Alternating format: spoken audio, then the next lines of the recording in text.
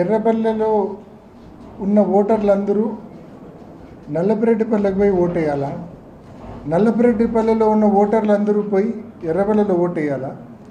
నల్లగొండవారిపల్లె ఏదైతే మొన్న పెద్ద గొడవ జరిగిందో ఆ గ్రామం నల్లగొండవారిపల్లెలో దాదాపు 600 పైచిలుకు ఓట్లు ఉంటే ఆ 600 పైచిలుకు ఓటర్లు అందరూ నల్లపరెడ్డిపల్లెకు 4 కిలోమీటర్లకు ట్రావెల్ చేసి నల్లపరెడ్డిపల్లెలో ఓటేయాల్సిన పరిస్థితి.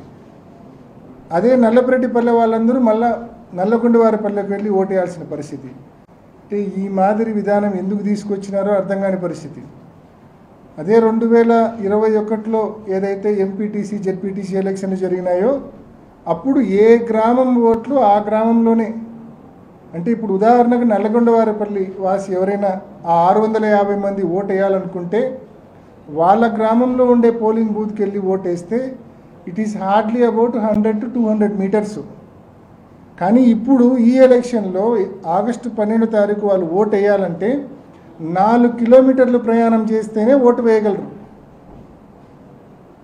ఆ 4 కిలోమీటర్లలో ఈ మధ్యనే మనం చూసినాం నల్లగొండవారిపల్లెలో హత్యాయత్నం ఏ స్థాయిలో జరిగిందో, కార్లు ఎలా ధ్వంసం చేశారో, పెట్రోల్ క్యాన్లు తెచ్చి కార్ను తగలబెట్టే ప్రయత్నం ఎలా జరిగిందో, మనుషుల తలకాయలు బోలుగొట్టే ప్రయత్నం ఎలా జరిగిందో, ఇనుపరాడ్లు హ్యామర్స్ ఏ రకంగా వాడినారో ఇవన్నీ మనం చూసినాం.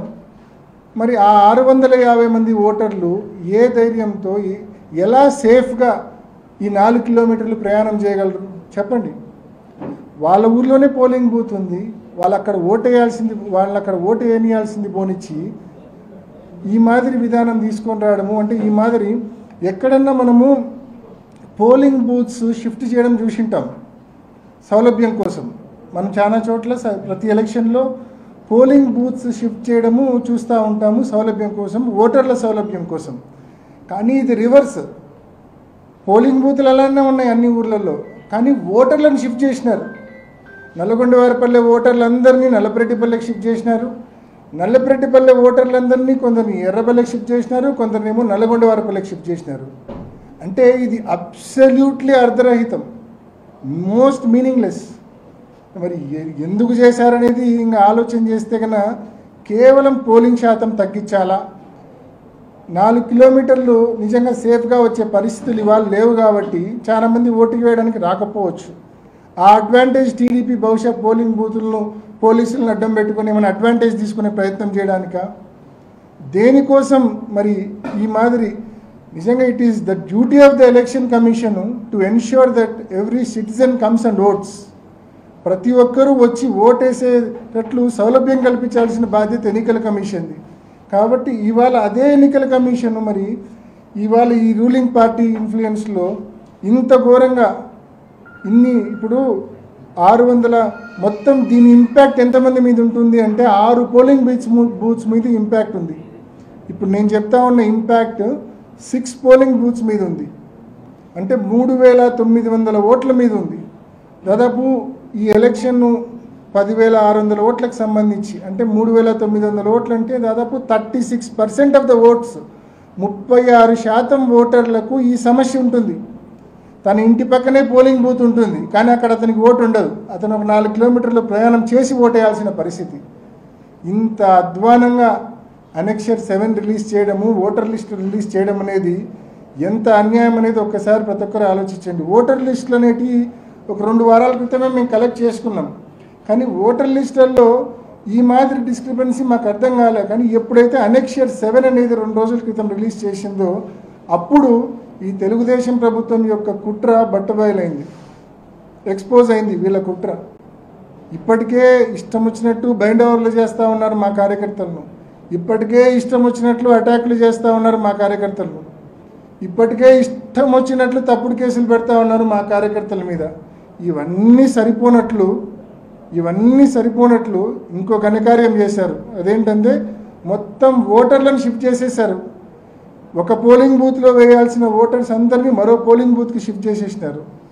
పోలింగ్ బూతులు షిఫ్ట్ చేయకుండా ఓటర్లను షిఫ్ట్ చేసినారు. మేము ఇవాళ మధ్యాహ్నం ఈ ఇష్యూ మా నోటీస్కి వచ్చిన వెంటనే, ఈ డిస్క్రిపెన్సీ మా నోటీస్కి వచ్చిన వెంటనే ఎన్నికల కమిషన్ దృష్టికి మరి కలెక్టర్ గారి దృష్టికి తీసుకెళ్ళాము, ఈమెయిల్ చేయడం జరిగింది. అదేవిధంగా ఇప్పుడు మా నాయకులు కూడా కలుస్తూ ఉన్నారు.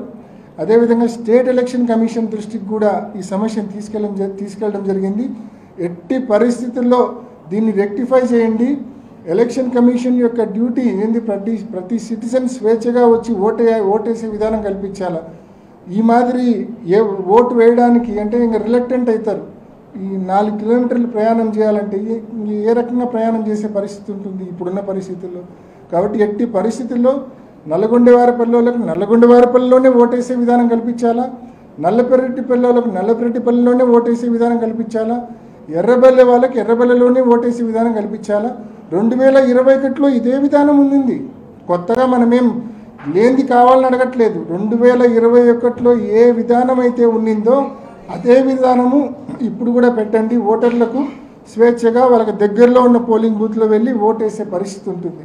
కాబట్టి దీన్ని తక్షణమే రెక్టిఫై చేయమని చెప్పి ఎన్నికల కమిషన్ని రిక్వెస్ట్ చేస్తూ ఉన్నాం.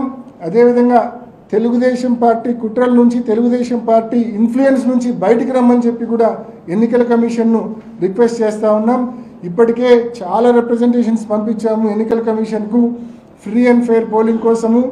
ప్రతి పోలింగ్ బూత్లో కూడా సీసీ కెమెరా సెలెక్ట్ చేయమని చెప్పి అడిగాం. పోలింగ్ బూత్ ప్రెమిసెస్లో కూడా సీసీ క్యామ్స్ ఎరెక్ట్ చేయమని చెప్పి అడిగినాము.